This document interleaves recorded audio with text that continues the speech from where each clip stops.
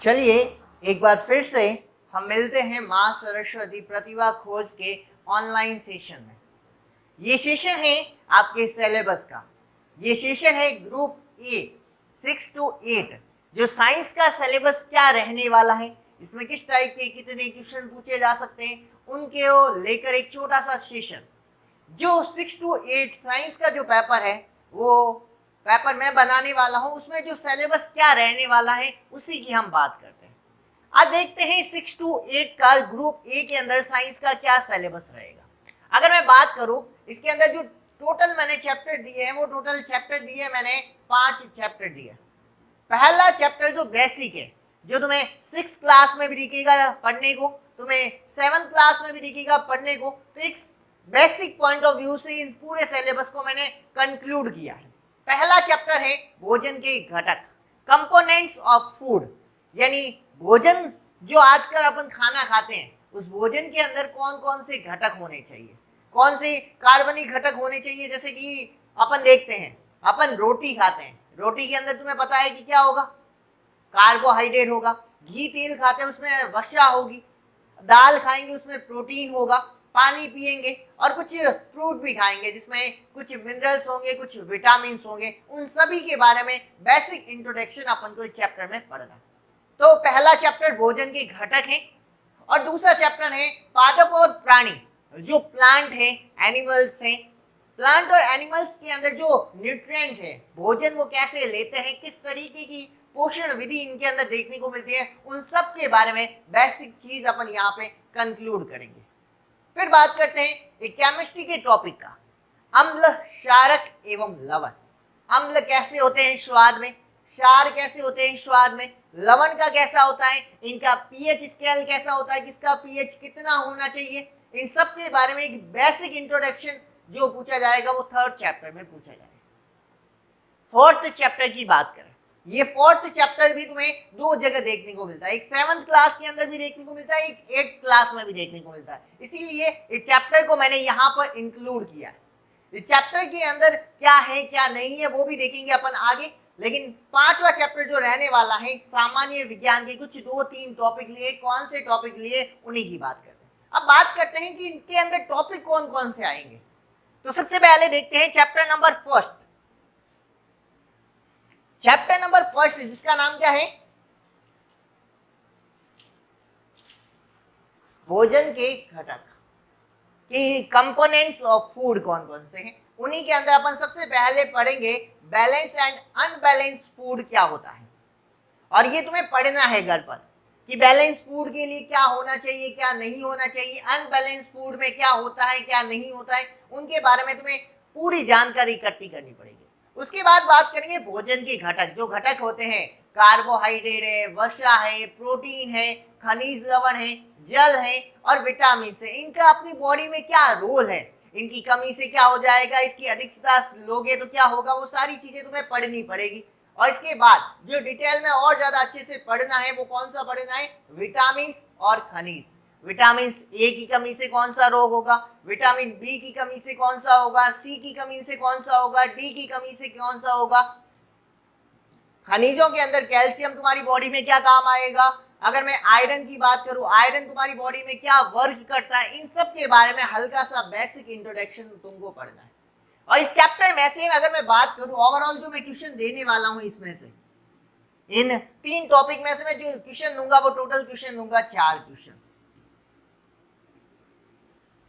समझ गए, इस चैप्टर में से 4 क्वेश्चन आएंगे, 3 टॉपिक होंगे, बैलेंस एंड अनबैलेंस फूड, भोजन के घटक, और तीसरा टॉपिक होगा विटामिन एवं खनिज लवण।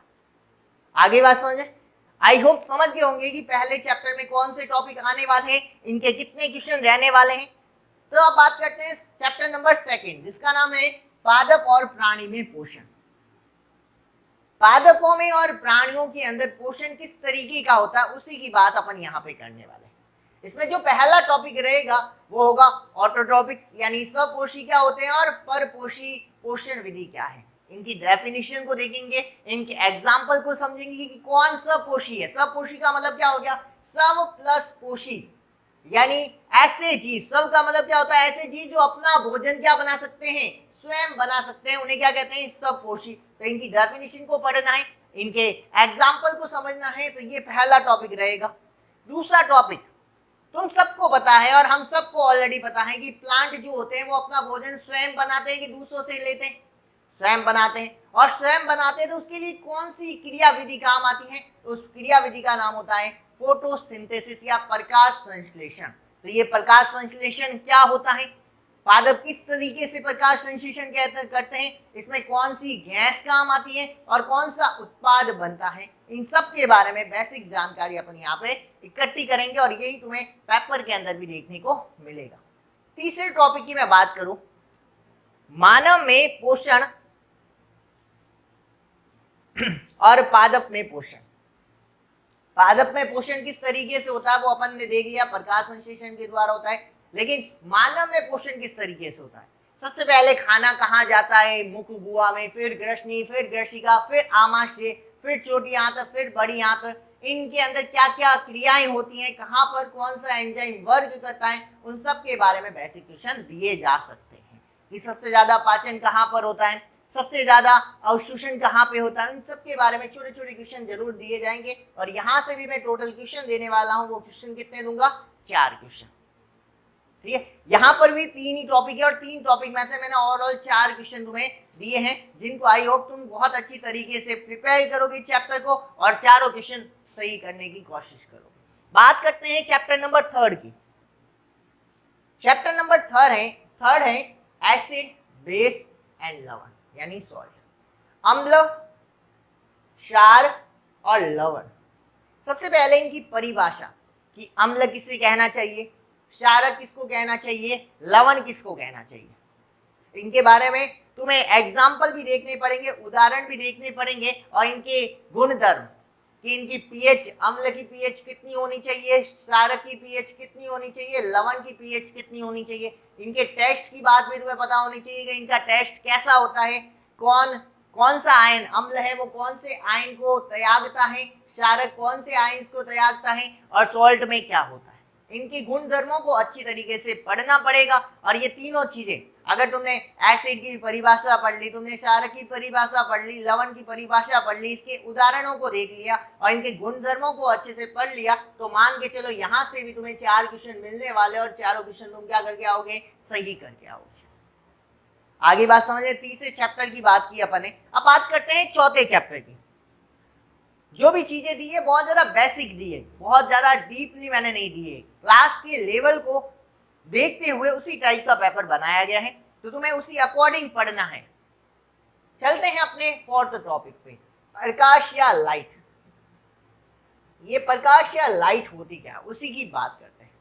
प्रकाश या लाइट में मैंने 2 टॉपिक दिए। पहला, परावर्तन क्या होता है, परावर्तन की आखिरकार डेफिनेशन क्या होती है, उस डेफिनेशन को बहुत अच्छे से पढ़ना है। परावर्तन के प्रकारों को पढ़ना है, नियमित और अनियमित परावर्तन क्या होता है, उनके उदाहरणों को समझना है, उसकी डेफिनेशनों को फील करना है। ठीक है ना, यहाँ रटने की कोशिश नहीं करनी है, साइंस जो होती है उसको फील करना है, ऐसा होता है तो क्यों होता है, उसके रीजन को, उसके एप्लीकेशन को, उसके अनुप्रयोगों को समझ लोगे तो ये टॉपिक बहुत ईजी है। अब बात करते हैं, पहला तो परावर्तन की डेफिनेशन, परावर्तन के प्रकार जो 2 टाइप्स के होते हैं उनको पढ़ना है, और परावर्तन के नियम जो 3 नियम हैं, उन 3 नियमों को बहुत अच्छे से पढ़ के आना है। वहां से कुछ अच्छे खासे क्वेश्चन बनते भी हैं और ये टॉपिक बेसिक है। बेसिक मतलब तुम्हारी क्लास 6 से स्टार्ट होकर के 12th क्लास तक ये टॉपिक चलता है, तो इसीलिए इस टॉपिक को मैंने यहाँ पर इंट्रोड्यूस भी किया है और इसके क्वेश्चन भी मैंने कितने दिए हैं, 4 क्वेश्चन। छोटा टॉपिक है और 4 क्वेश्चन बहुत अच्छा वेटेज रखते हैं, तो आई होप इसके भी 4 क्वेश्चन तुम सही कर सकते हो अगर इस टॉपिक को बहुत अच्छे से पढ़ के आओगे। अगले बात करते हैं अपने लास्ट चैप्टर की। तो चैप्टर का नाम है सामान्य विज्ञान, जनरल साइंस। जनरल साइंस में मैंने केवल 2 टॉपिक इंट्रोड्यूस किए हैं जो बेसिक हैं, जो आपके काम आते हैं, और बहुत छोटी क्लास के इंट्रोड्यूस किए हैं। पहला किया है सेंसरी ऑर्गन, संवेदी अंग, जो संवेदनाओं को ग्रहण करते हैं। और अपनी बॉडी में कितने संवेदी अंग होते हैं, टोटल 5 संवेदी अंग होते हैं। कौन कौन से होते हैं, क्या क्या वर्क करते हैं तुम्हारी बॉडी के अंदर, ये तुम्हें पता होना चाहिए। एक छोटे से बच्चे को भी पता होता है, तो तुम्हें आई होप तुम भी छोटे बच्चों की कैटेगरी में ही आते हो 6 to 8, तो मेरे को लगा ये टॉपिक आना चाहिए, इसलिए मैंने ये टॉपिक भी यहाँ पर इंट्रोड्यूस किया है। और लास्ट में मैंने किया है जनन की परिभाषा। जनन क्या होता है, कितने प्रकार का होता है, कौन से जीवों में कौन सा जनन देखने को मिलता है, उसी की बात यहाँ पर थोड़ी सी इंट्रोड्यूस की है। और इनके भी जो टोटल क्वेश्चन मैंने दिए हैं वो कितने क्वेश्चन दिए हैं, 4 क्वेश्चन। समझ गए, 5 चैप्टर दिए हैं मैंने और पर चैप्टर से 4 क्वेश्चन दिए, तो ओवरऑल कितने क्वेश्चन दिए मैंने आपको, 20 क्वेश्चन, 20 क्वेश्चन। और 20 क्वेश्चन बहुत सिंपल तुम्हारे लेवल के ही बनाए गए हैं। तो मैं चाहता हूं कि तुम 10-12 क्वेश्चन के बारे में मत सोचो, तुम सोचो 20 आउट ऑफ 20 के लिए। और मेरे को पता है जो ये वीडियो देख रहे हैं सारे बच्चे ये 20 आउट ऑफ 20 स्कोर आसानी से कर सकते हो, मैं चाहता हूं करके दिखाने। समझो नहीं, जितना कंपटीशन तुम्हारे अंदर अच्छा होगा, हमारे जो पेपर है, जो हम मां सरस्वती प्रतिभा खोज के जो एग्जाम लेते हैं, हमारी भी इच्छा होगी कि हम एक बार और फिर से बार बार इसको कंडक्ट करवाएं। और तुम्हारा जोश और तुम्हारे नंबर ही ये डिसाइड करते हैं कि इस एग्जाम के लिए जो इम्पोर्टेंस है, इसकी धरा है, वो विद्यार्थी है, स्टूडेंट है। तो मैं इसी उम्मीद के साथ आप सबसे अलविदा करता हूं आज के इस सेशन को, ताकि तुम इस साइंस के टॉपिक के अंदर ग्रुप ए के अंदर 20 आउट ऑफ 20 मार्क्स अचीव करो। तो इसीलिए मेरा पूरा वीडियो देखने के लिए आप सबका धन्यवाद।